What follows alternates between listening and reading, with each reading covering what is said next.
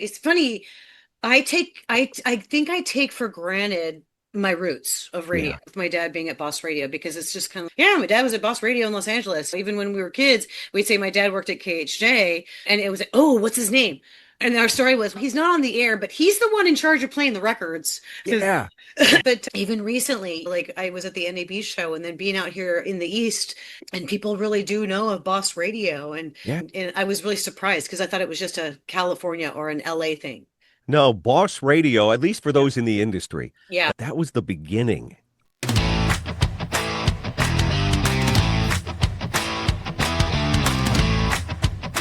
I'm Kelly Orchard, author, traveler, licensed psychotherapist, and radio veteran. And this is the most recent Radio Is Not Dead with my guest, Mike Terry, who is the announcer for WSM, which is the Grand Ole Opry radio station. It was a Kismet meeting, serendipitous encounter. And then we decided that we wanted to have continued conversations because we had a interest in Boss Radio together. So this is one of 3 videos. I edited the video so that we could stay on topic with all of the things that we talked about. So there's going to be 3 videos, and this is one of the 3 videos with Mike Terry. It's funny. I think I take for granted my roots of radio, Yeah. with my dad being at Boss Radio, because it's just kind of, yeah, my dad was at Boss Radio in Los Angeles. Even when we were kids, we'd say my dad worked at KHJ, and it was like, oh, what's his name?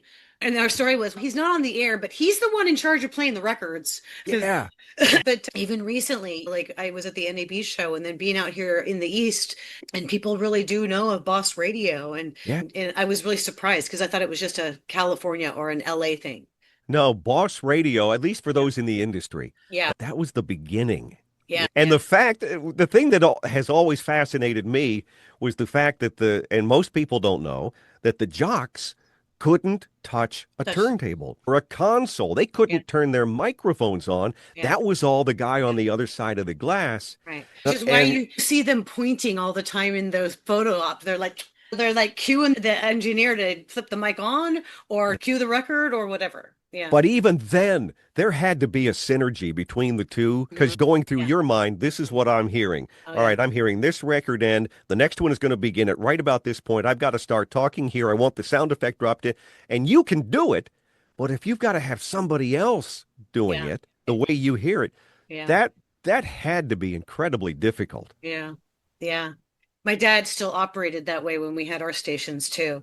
He might be on the other side of the glass, but we're in a studio by ourselves doing production, and he's at the automation system turning up the volume and tweaking something, and he's cueing when the next thing's going to happen. And Yeah. it was like a maestro. Yes. That's what it is, a maestro. And he taught, Yeah. and I say my brother was very influenced by the Boss Jocks too. So that's who trained me, my dad and my brother, whether it was production or being on the air or whatever. And I find now, even when I'm doing a podcast or I'm doing an interview, I still talk real fast because I want to make sure that I get ready for the next segment. Yeah. Yeah. And I'm like, you can slow down now. You Yeah. don't have to Yeah. talk so fast. Yeah. I recently saw this. I think my dad had it in his possession, but when they were remodeling or something, KHJ, and the ceiling tiles were like, there was a little construction pile or whatever, and I guess the Beatles had come in for something, and dad knew that my brother would want an autograph, and so he grabbed a ceiling tile, and Ringo Starr signed a ceiling Oh, tile from KHJ that's in my sister-in-law's possession now, but my brother had this KHJ ceiling tile with Ringo Starr's signature on it. that is so cool. Yeah, I You wish I know, had it. I wish it, I had it, but it's so random. yeah, Yeah, I got a ceiling tile signed by Ringo. Ringo Excuse me? Starr. Yeah, Wow. yeah, Wow. yeah. We used to have Uh, all this sort of KHJ paraphernalia that I wish I would have hung on to all of it. but You it know, wasn't important at the time. who would have known? Yeah, It's where dad works. No, dad get worked. it. Yeah, I it's get just it. where dad worked.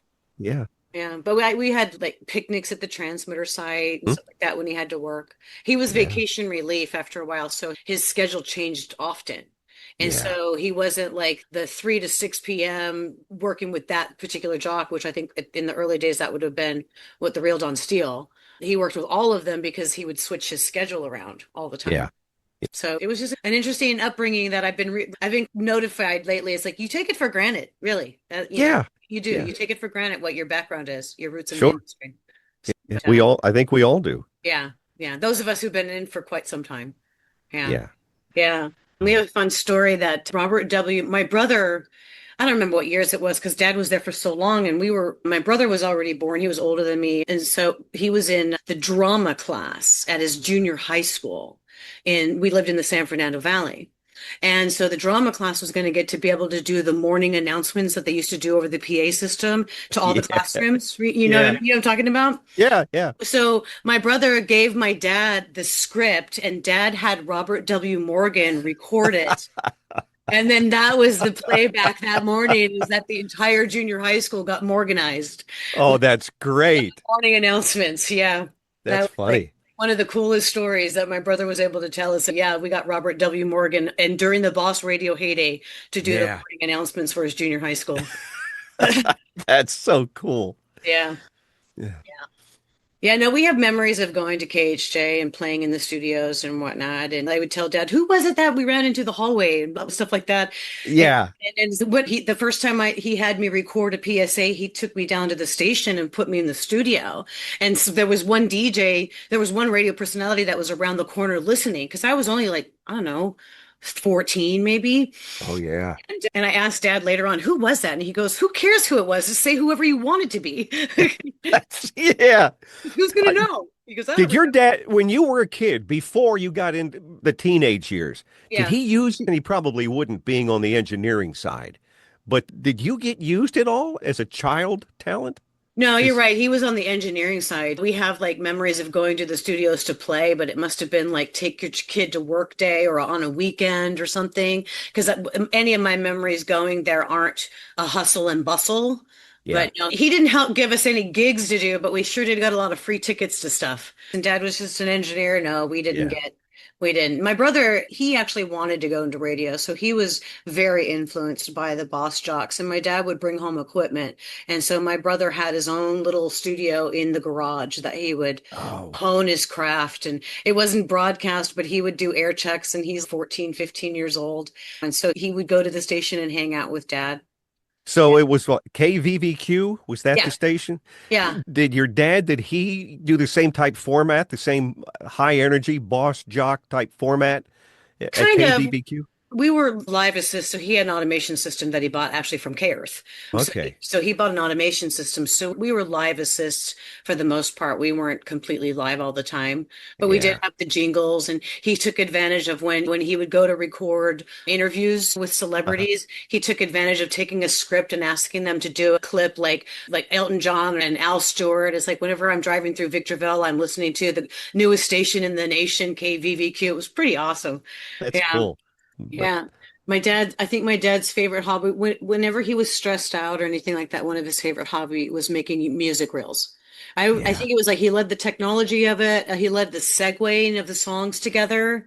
Yeah. That's an art. Yes, It really yes. is an art segueing two songs together. And he would be so proud of himself when it just flowed seamlessly. Yeah. Those are, Yeah. those are like his hobbies. Yeah. Well, the air staff, the jocks, they would jump off the air and say, "Did you hear that segue? Did you hear me go Yeah. from the Beatles into the Beach Boys? It was flawless." Yeah. Yeah, we lived for that. Yeah. I think that's one thing that I miss the most about being in the broadcast industry. My friend that I was with in Nashville asked me how if I miss operating. And I'm like, no, but I miss being in the studio. I do miss that. You're very fortunate to have the kind of work that you do.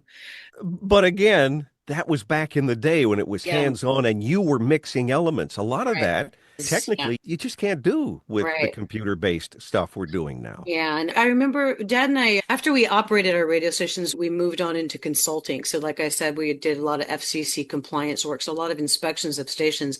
And I remember being at a station in LA and running into one of the engineers who was also a production engineer. I actually think it was a TV station, though. And Yeah. he was saying it's just not the same anymore when you Mm-mm. can't physically feel the tape.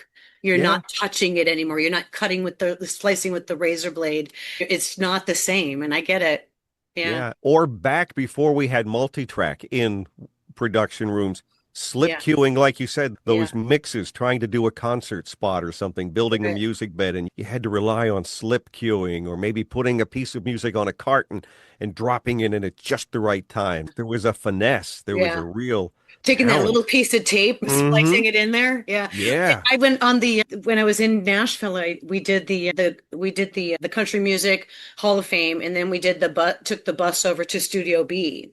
Yeah. And I was unaware of what this was, but it's like it was the music of my parents' life, Elvis Presley and Charlie Uh-huh. Pride, and I was like, oh man, I was having these episodes of memories of listening to this music with my parents. And then one of the tour guide is describing how this song was edited at the very end, and there's a knock on the microphone or whatever, and edited it out. And I'm like, I totally know how that dude did that. Yeah. He just took a piece from the other recordings and placed it in Yeah. there. Thank you for joining me for another episode of Radio is Not Dead and my serendipitous encounter with Mike Terry, the announcer of the Grand Ole Opry on Saturday nights. I was really thrilled to run into him and make his acquaintance and actually become a friend. And he's going to read my book, Dead Air, The Day the Music Died.